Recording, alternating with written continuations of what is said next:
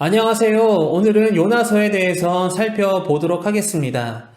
요나가 선지자로 활동할 당시 북이스라엘을 다스리던 왕은 여로보암 2세였고 북이스라엘과 남유다가 큰 번영을 누리고 있었던 때였습니다.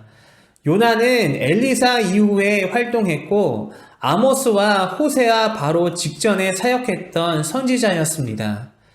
요나 선지자는 자신의 백성들을 상대로 사역하지 않았습니다.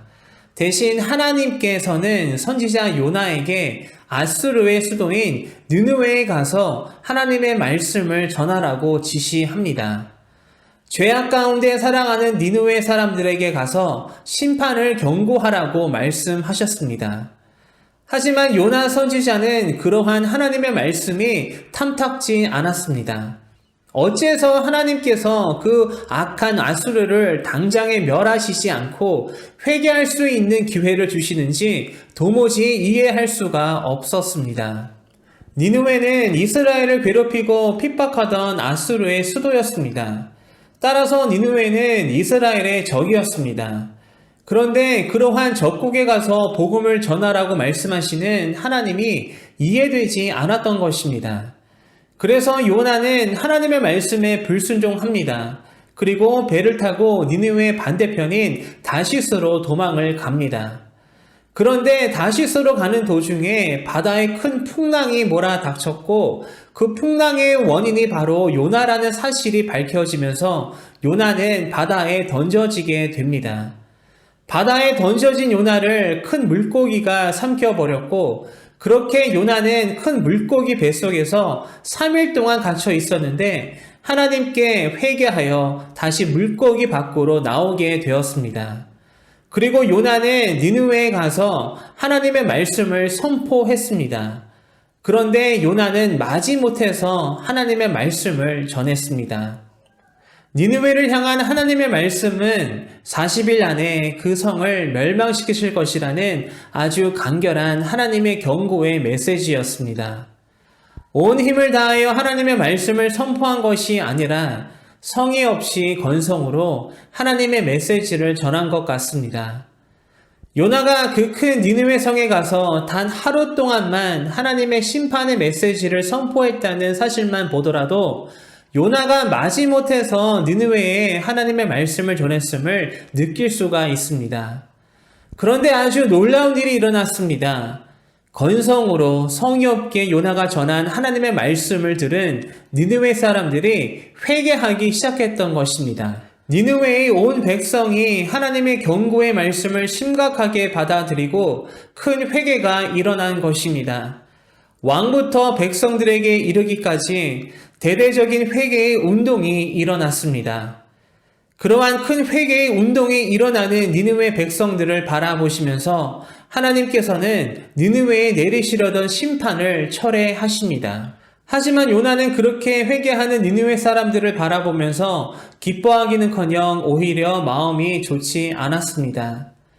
요나는 내심 그 백성이 하나님의 말씀을 듣지 않고 그냥 무시하여서 하나님으로부터 무서운 심판을 받기를 바랬던 것 같습니다.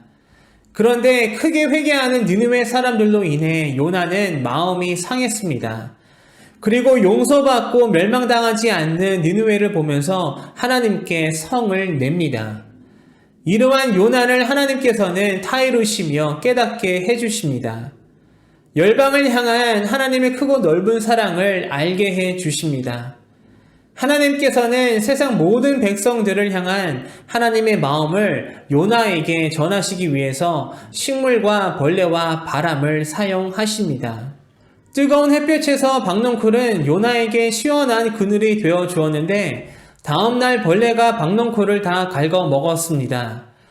요나를 시원하게 해준 그늘이 사라지고 불볕더위가 몰려오자 요나는 무척 괴로워했습니다. 그래서 요나는 하나님께 불평했습니다. 그렇게 불평하는 요나를 향해 하나님께서 말씀하셨습니다. 그 상황을 통해 하나님께서는 하나님의 마음을 보여주셨습니다. 하룻밤에 났다가 하룻밤에 말라버린 이 박넝쿨을 아꼈거든 하물며 이 큰 성읍 니느웨에는 좌우를 분별하지 못하는 자가 12만여 명이요 가축도 많이 있나니 내가 어찌 아끼지 아니하겠느냐. 박넝쿨을 향한 요나의 마음과 니느웨에 대한 하나님의 마음을 비교하며 요나를 깨우쳐 주신 것이었습니다. 요나는 잠시 동안이었지만 박넝쿨을 아꼈습니다.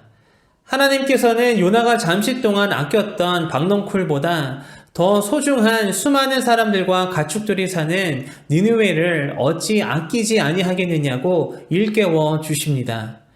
이렇게 요나서는 세상 민족을 향한 하나님의 사랑과 은혜와 긍휼하심의 마음이 표현된 하나님의 말씀입니다.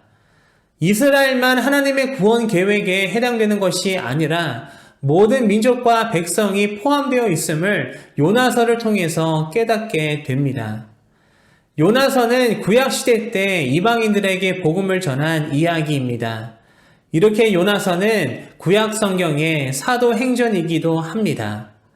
또한 요나서는 하나님의 말씀에 순종하는 자의 모습이 어떠해야 하는지 일깨워 주고 있습니다. 하나님의 말씀에 순종하기를 거부하고 피하는 것이 얼마나 어리석은 일인지 보여주고 있습니다.